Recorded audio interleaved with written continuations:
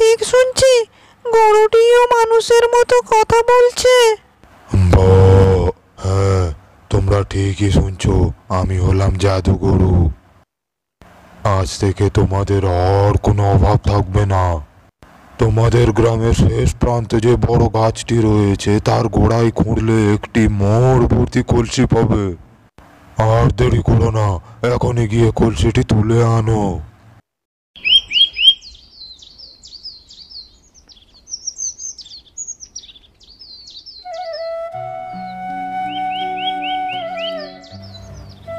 করিমপুর নামক একটি গ্রামে রমেশ নামে একজন কুমোর তার স্ত্রীকে নিয়ে বসবাস করত। রমেশ মাটির হাঁড়ি কলসি তৈরি করে হাটে বাজারে বিক্রি করত, আর এতে যা তার উপার্জন হতো তাতে তার কোনো রকমের সংসার চলে যেত। শুনছো, ঘরে হাট বাজার কিছু নেই। কাজে থেকে ফিরবার সময় কিছু বাজার হাট করে এনো, তাহলে আমি কিছু রান্না করে তোমাকে খেতে দিতে পারবো। কাল থেকে তুমি তো কিছুই খাওনি। আচ্ছা ঠিক আছে গিন্নি, আমি গাছে থেকে ফেরার সময় কিছু বাজার হাট করে আনবো, কিন্তু কাল থেকে তুমিও তো কিছু খাওনি। দেখো তো, একদিন না খেলে কিছুই হবে না, কিন্তু আমি তো খিদে সহ্য করতে পারি, কিন্তু তুমি তো খিদে সহ্য করতে পারো না। আর তোমাকে তো কাজে যেতে হবে নাকি? ও গিন্নি, কিছুদিন হলো এমনভাবে টানাপোড়েনে সংসারটা চলছে। আগের মতো তেমন ভালো কাজকর্ম হচ্ছে না। আজকাল তো মাটির হাঁড়ি কলসি মানুষ কিনতেই চাইছে না। যদি এমনভাবে চলতে থাকে তাহলে সংসারটা কিভাবেই চলবে? জানি না গো, আরো কত কিছু দেখার বাকি আছে। এত অভাব অনটন সহ্য করার থেকে ভগবান কেনই যে আমাকে তুলে নেয় না জানি না। গিন্নি, এসব তুমি কি বলছো? আর আমিও চেষ্টা করে দেখছি অন্য কোনো কাজ আমি পাই কি না। আর শোনো, কারোর কাছে কোনো জিনিস চাইবার কোনো দরকার নেই। আজ আমি দেখি একটু জঙ্গলের দিকে যাই, কিছু কাঠ কেটে যদি বাজারে বিক্রি করতে পারি তাহলে হয়তো কিছু পয়সা পাওয়া যাবে। কথাটা তুমি তো মন্দ বলনি। ঠিক আছে, তুমি সাবধানে যেও, আর কাজ শেষ করে তাড়াতাড়ি বাড়িতে ফিরে এসো। রমেশ কাঠ কাটতে জঙ্গলের উদ্দেশ্যে রওনা হয়।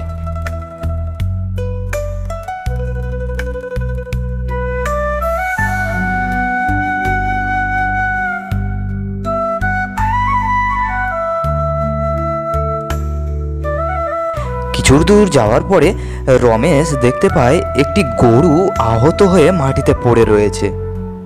আরে, এই গরুটা এইখানে এইভাবে পড়ে রয়েছে কেন? নিশ্চয়ই এ খুব জখম হয়েছে, তাই উঠে দাঁড়াতে পারছে না। কিন্তু গরুটি তো বেঁচে রয়েছে। একে রাস্তায় ফেলে আমি কিভাবে জঙ্গলে কাঠ কাটতে যাই? যাই হোক, গরুটিকে এখন বাড়ি নিয়ে যাই। রমেশ গরুটিকে বাড়িতে নিয়ে আসে। ওগো, তুমি তো কাঠ কাটবে বলে জঙ্গলের দিকে গেলে, এ কাদের গরু তুমি আমাদের বাড়িতে নিয়ে এসেছো? ওগো, গরুটি রাস্তায় পড়েছিল, আর তুমি দেখো গরুটি খুব গুরুতরভাবে জখম হয়েছে। তাই এই গরুটিকে ফেলে আমি কি করেই বা জঙ্গলে গাছ কাটতে যাই, তাই বাড়িতে নিয়ে এলাম। এই পোড়া কপাল, গরুটির যে একটু শুশ্রূষা করব, একটু ওষুধপত্র কিনে আনবো, তেমন পয়সাও তো আমাদের কাছে নেই গো। হ্যাঁ গিন্নি, আমাদেরই ঠিক মতো দুবেলা দুমুঠো খাবার জোটে না, তার উপরে ওষুধ। ঠিক আছে গিন্নি, আমি আপাতত জঙ্গলের দিকে যাচ্ছি। গাছ কেটে হাটে বিক্রি করে কাঠ যে পয়সা পাবো, সেই পয়সা দিয়ে আমি কিছু বাজার করে আনবো, আর কিছু পয়সা এই গরুটির জন্য ওষুধ কিনে আনবো। তুমি ততক্ষণ এই গরুটিকে একটু চোখে চোখে রেখো, আর জড়িবুটি এনে গরুটির এই ক্ষত স্থানগুলিতে তুমি একটু প্রলেপ লাগিয়ে দাও। আমি খুব তাড়াতাড়ি বাজার করে বাড়ি ফিরে আসবো। রমেশের স্ত্রী রমা গরুটির ক্ষতস্থানে জড়িপুটির প্রলেপ লাগিয়ে দেয়। কাজ শেষ করে রমেশ কিছু বাজার এবং গরুটির জন্য ওষুধ নিয়ে বাড়িতে ফিরে আসে। কাজকর্ম শেষ করে রমেশ এবং তার স্ত্রী খেতে বসেছে, হঠাৎ তারা বাড়ির ভিতর থেকে কিছু একটা শব্দ পেল। ও, এ কি? আমি এখানে কোথায়? আমি তো জঙ্গলেই ছিলাম। আমি এখন কোথায়? ওগো শুনছো, আমি এটা কি দেখছি?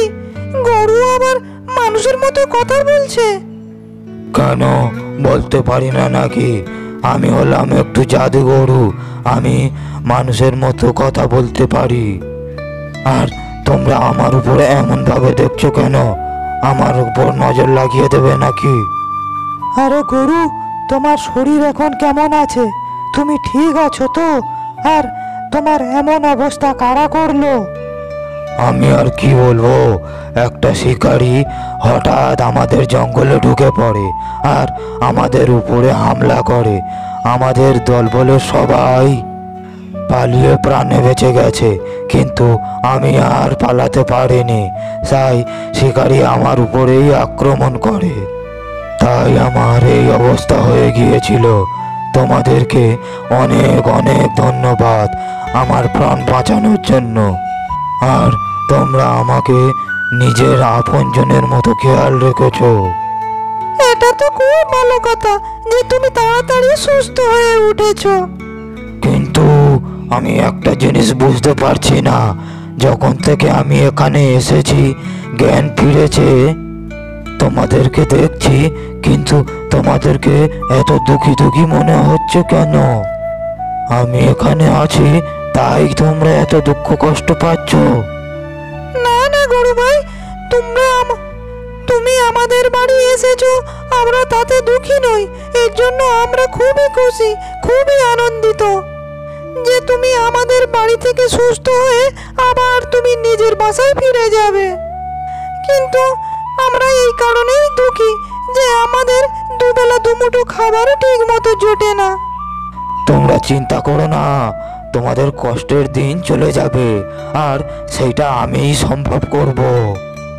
কিন্তু তুমি আমাদের কষ্টের দিন কিভাবে দূর করবে গরু ভাই? আমি তো আগেই বলেছি আমি জাদুগরু, আমি সব কিছুই সম্ভব করতে পারি। তুমি সত্যিই আমাদের দুঃখ কষ্ট দূর করতে পারবে? হ্যাঁ, আমি সব কিছুই পারি। কোথায় সোনাদানা মোড়ের খাজানা আছে সেটাও আমি বলে দিতে পারি। তাহলে দেরি করছো কেন গরু ভাই? তাড়াতাড়ি আমাকে বলে দাও কোথায় ওই সোনাদানার খাজানা রয়েছে। আমাদেরকে সাহায্য করো তুমি। শোনো তাহলে, তোমাদের গ্রামের শেষ প্রান্তে একটা বাগান রয়েছে। সেই বাগানে একটা মস্ত গাছ রয়েছে। সেই গাছের তলায় তুমি মাটি খুঁড়বে, আর মাটি খুঁড়লেই তুমি একটি সোনার কলসি পাবে, আর তবেই তোমাদের দুঃখ কষ্ট দূর হবে। যাও, দেরি করো না, এখনই সেখান থেকে সোনার কলসিটা তুমি তুলে আনো। এরপরে রমেশ গরুর কথা মতো সেই বাগানে চলে যায়।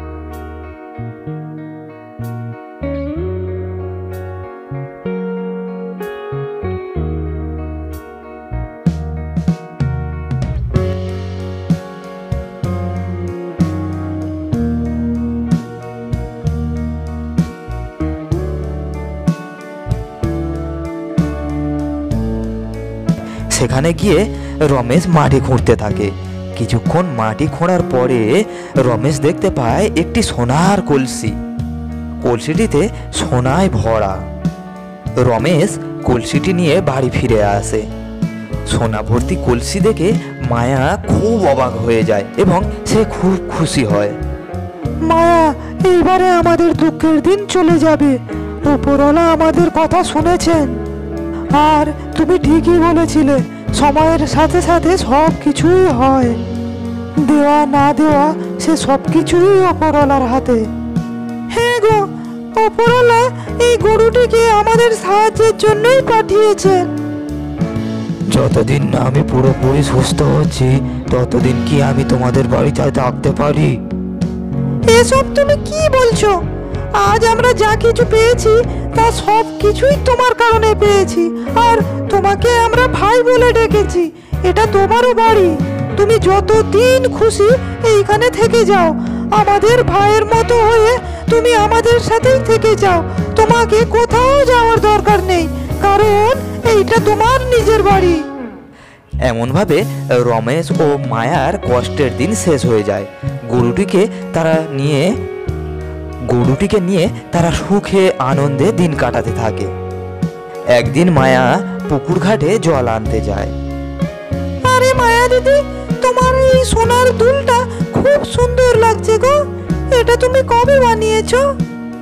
আরে বোন, এই কানের দুলটা আমার স্বামী আমার জন্য বানিয়ে দিয়েছে। কিন্তু দিদি, তোমাদের কাছে এত টাকা পয়সা কিভাবে এলো? এই তো কদিন আগে তোমরা অন্য লোকের কাছে টাকা ধার করে সংসার চালাতে, কিন্তু এমন কি হলো হঠাৎ তোমরা এমন সোনা দানা এত টাকা পয়সা কোথা থেকে পেলে গো? বোন, তোমাকে একটা কথা বলছি, কিন্তু এই গোপন কথাটা তুমি আর কাউকেও বলবে না। এরপরে মায়া জাদুগরু এবং তাদের সাথে ঘটা সমস্ত ঘটনা তাকে বলে দেয়। দিদি, তাহলে ওই গরুটি কি জাদুগরু নাকি? শোনো বোন, এই কথাটা কাউকেও বলবে না, কেমন? আর এখন আমি আসি, আমার বাড়িতে অনেক কাজ পড়ে রয়েছে। এই কারণেই আমি ভাবছি, কদিন আগে ওদের দুবেলা দুমুঠো ঠিক মতো খাবারই জুটতো না, আর এখন সোনাদানার গয়না পরে ঘুরে বেড়াচ্ছে। এর আসল রহস্য তাহলে এই। রূপা বাড়িতে গিয়ে তার স্বামীকে বলতে থাকে, ওগো শুনছো, আজ আমি যখন জল আনতে গিয়েছিলাম তখন পুকুর ঘাটে মায়ের সাথে দেখা হয়েছিল। আর ওরা এত টাকা পয়সা সোনা দানা কোথা থেকে পেয়েছে তা আমি সব জেনে নিয়েছি। আরে গিন্নি, তাড়াতাড়ি বলো, ওরা এত টাকা পয়সা সোনা দানা কোথা থেকে পাচ্ছে? এত দেরি করো না, আমার যে আর তর সইছে না, তাড়াতাড়ি আমাকে বলো। এরপরে রূপা তার স্বামী মদনকে সমস্ত ঘটনা জানিয়ে দেয়।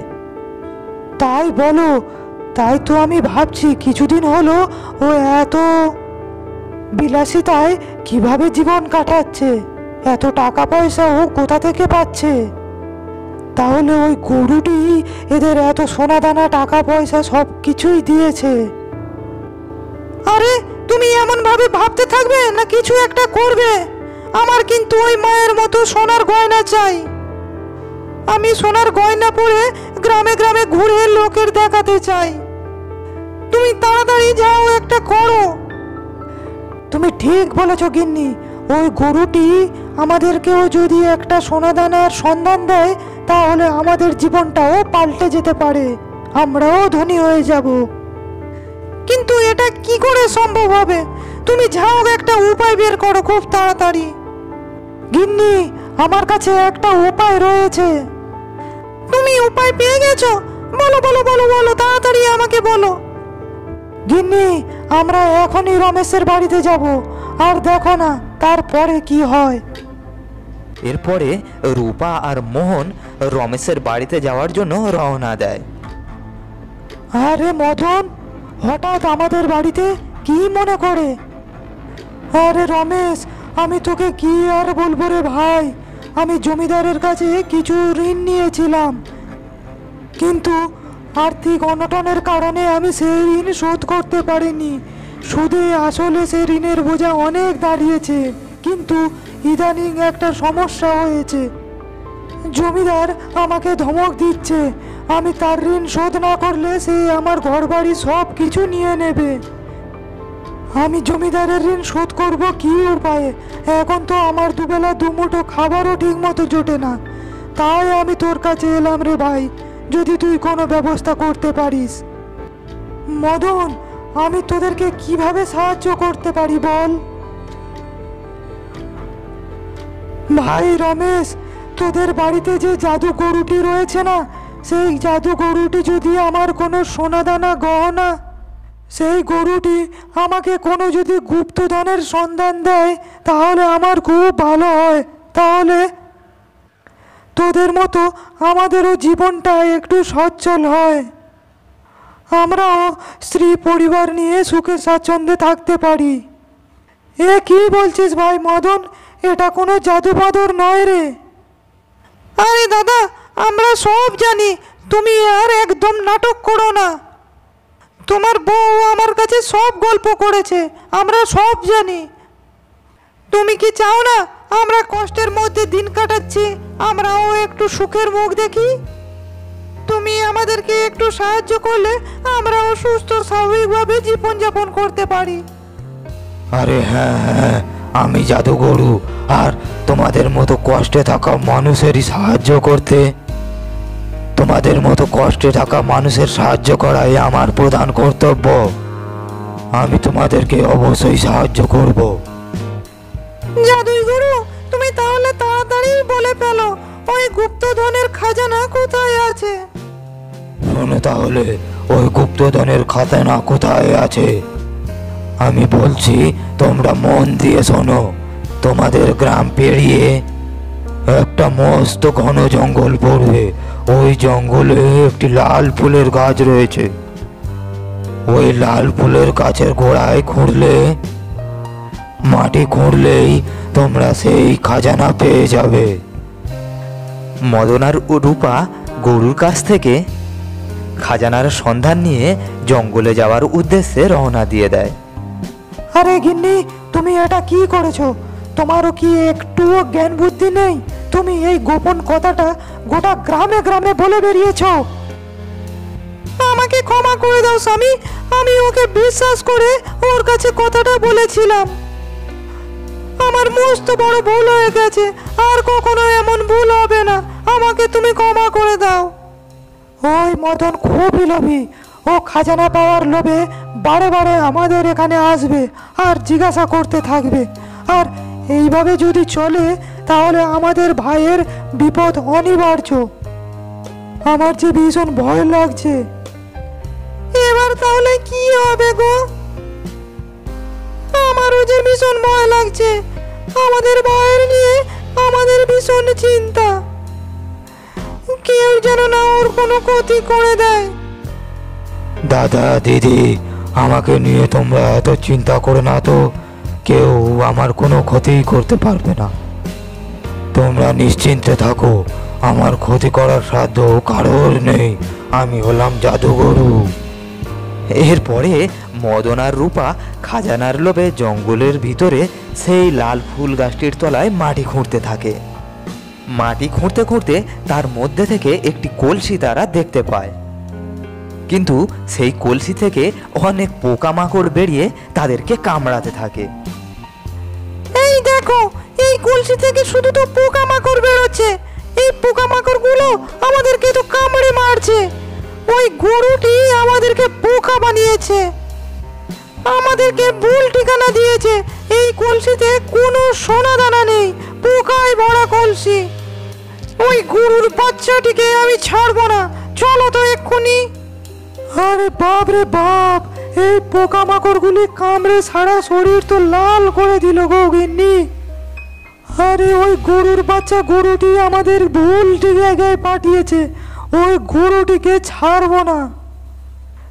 চলো এক্ষুনি ওই গরুটির অবস্থা খারাপ করে দেব। আমাদের সাথে এত বড় বেইমানি। এরপরে মদন ও রূপা রেগে গিয়ে রমেশের বাড়িতে আসে। আরে এমন অবস্থা তোমাদের কে করেছে?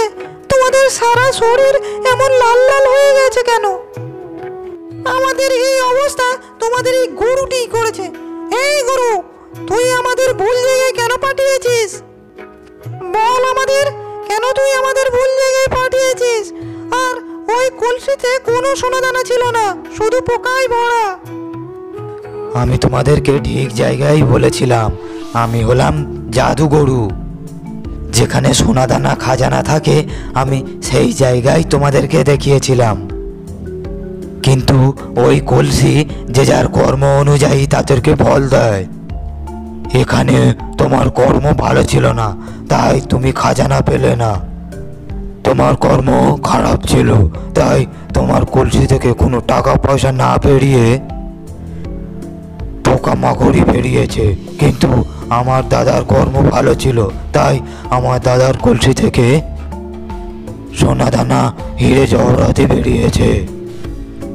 এই কলসি যে যার কর্ম অনুযায়ী সে তার ফল দেয়। তুমি একটা হলে লোভী মানুষ, তাই তোমার কর্ম অনুযায়ী সে তোমাকে কিছুই দেয়নি। সেই জন্য ও পোকামাকড়ি তোমার পাপের শাস্তি তোমায় দিয়েছে। আমাকে ক্ষমা করে দাও জাদুগুরু।